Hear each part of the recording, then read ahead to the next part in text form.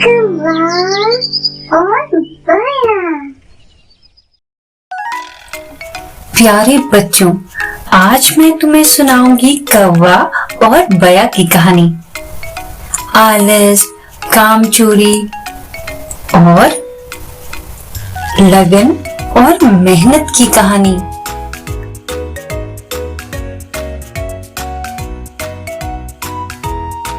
एक बहुत पुरानी बात है।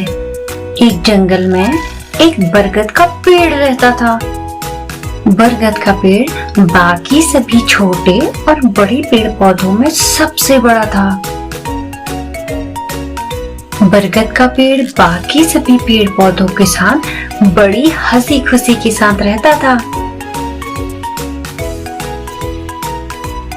बरगद का पेड़ इतना बड़ा था कि उसमें बहुत सारे पंछियों का घर था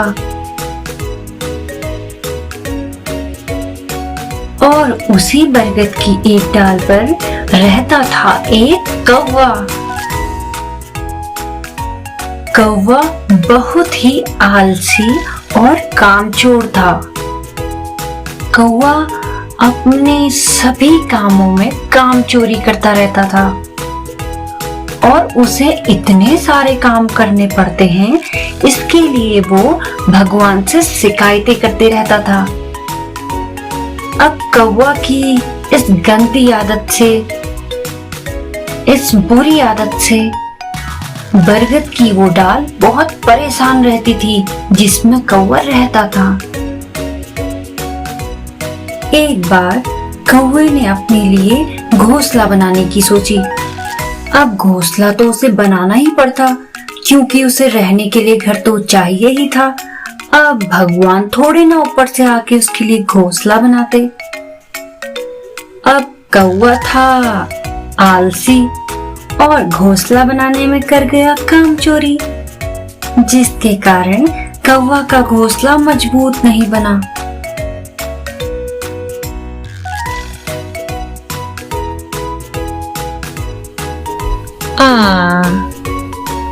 चलो कम से कम ये काम तो निपटा।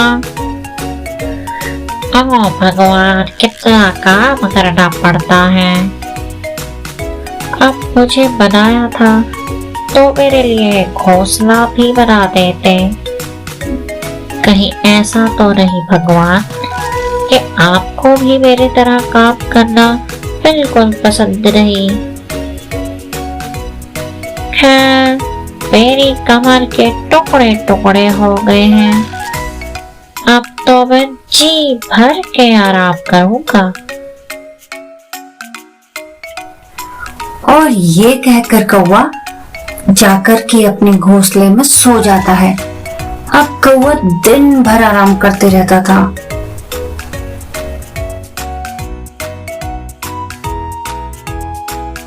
कुछ दिनों बाद इस बरगद के वृक्ष पर एक बया रहने आई।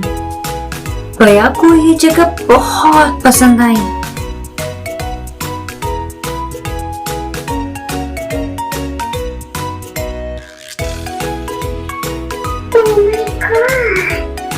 ये जगह कितनी प्यारी है।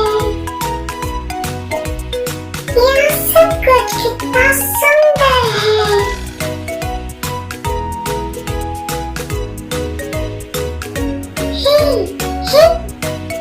हेलो मधुमक्खी, तुम कैसी हो? और तुम कैसी हो रंग बिरंगी तितलियों? हाँ, मैं भी ठीक हूँ। लगता है मुझे अपनी तलाश खत्म कर देनी चाहिए और इस बरगद के पेड़ पे घोंसला बना लेना चाहिए। मुझे ये जगह बहुत पसंद आ रही है। बया को ये जगह इतनी ज्यादा पसंद आई कि बया ने बरगद की एक डाल पर अपने लिए घोंसला बनाने की ठानी।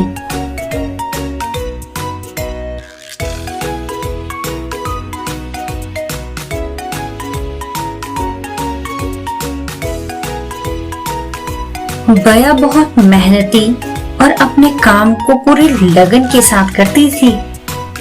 बया अपना घोंसला बनाने के लिए दूर दूर खेतों में सरकंडे की लकड़ियां ढूंढने जाती थी।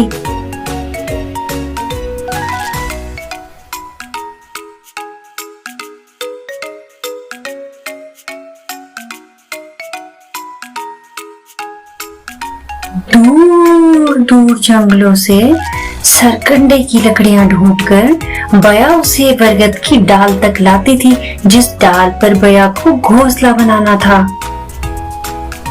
बया सरकंडे की लकड़ी को अपनी तेज चोंच से काटकर सरकंडे की लकड़ियों को अपने घोंसले में बुनती थी, जिससे बया का घोंसला बेहद मजबूत बनता चला गया।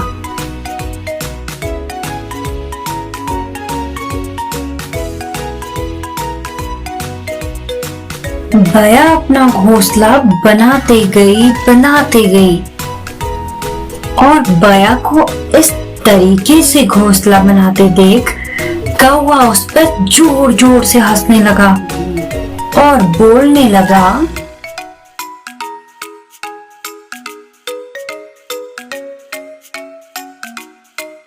को फिर बया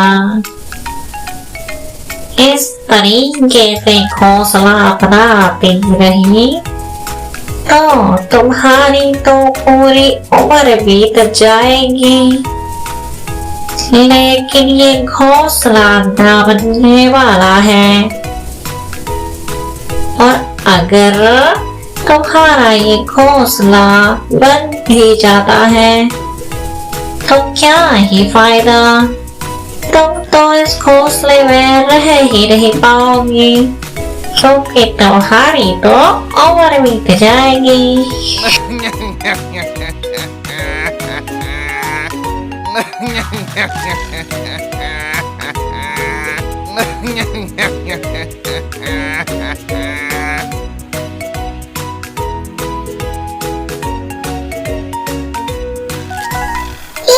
भैया कौवा, दरअसल मेरी माँ ने मुझे इसी तरह लगन और मेहनत से काम करने की सीख दी है, तो मैं तो अभी ऐसे ही घोंसला बनाऊंगी।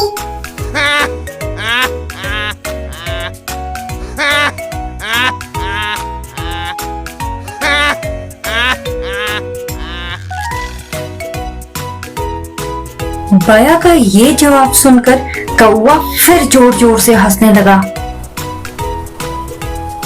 पर बया अपना काम करती रही।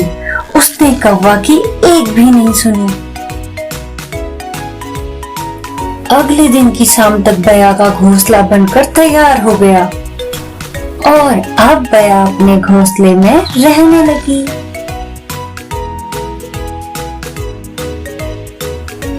बया, कौवा, बरगद और बरगद के पेड़ में रह रहे बाकी सभी पंछियों के दिन बेहद हंसी खुशी के साथ बीत रहे थे।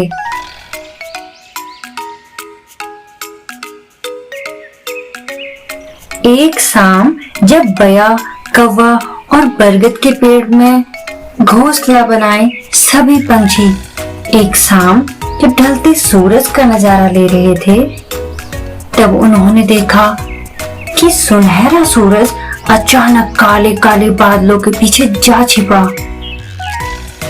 और तेज तेज हवाएं बहने लगी।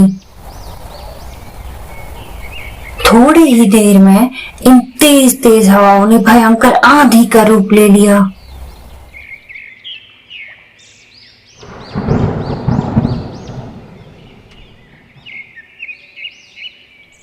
थोड़ी देर बाद जब आंधी रुकी तो बया ने देखा कि आसपास के छोटे बड़े पेड़ पौधे और पेड़ों की शाखाएं टूटकर जमीन पर इधर उधर गिरी पड़ी हैं।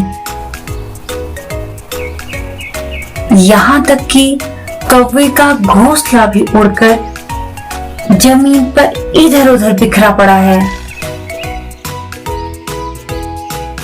आंधी के दौरान कौवे का घोंसला तो उड़कर बिखर गया और कौवे ने अपनी जान पेड़ के कोटर में छिपकर बचाई।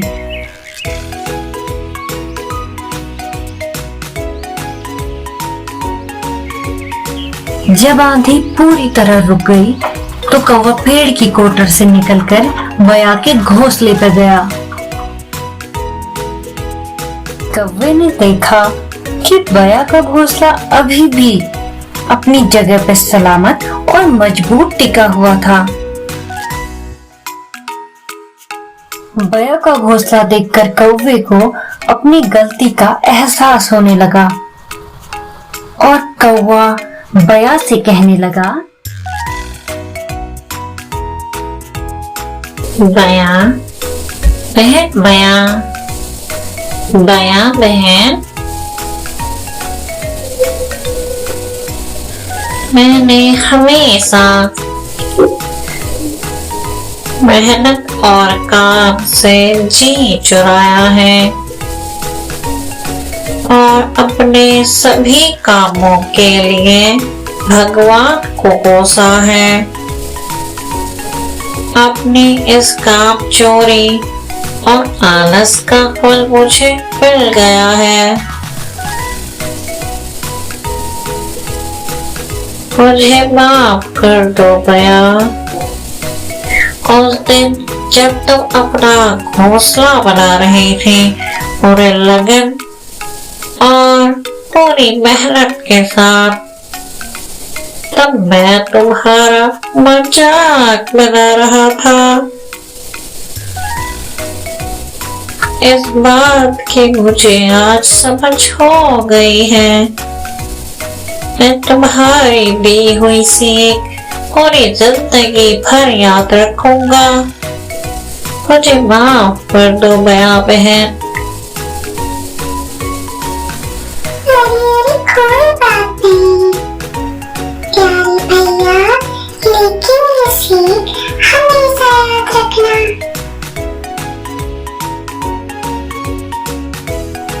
आज की कहानी यानी कि कौवा और बया की कहानी से सीख। हमें इस कहानी से ये सीख मिलती है कि हमें कभी भी काम से जी नहीं चुराना चाहिए। भले ही काम कितना ही कठिन हो, भले ही काम को करने में कितने ही दिन लगे, लेकिन धीरे धीरे थोड़ा थोड़ा करके ही सही हमें उस काम को जरूर करना चाहिए, पूरी लगन और पूरी मेहनत के साथ। वरना हमारी काम चोरी का हमें भयंकर परिणाम मिल सकता है।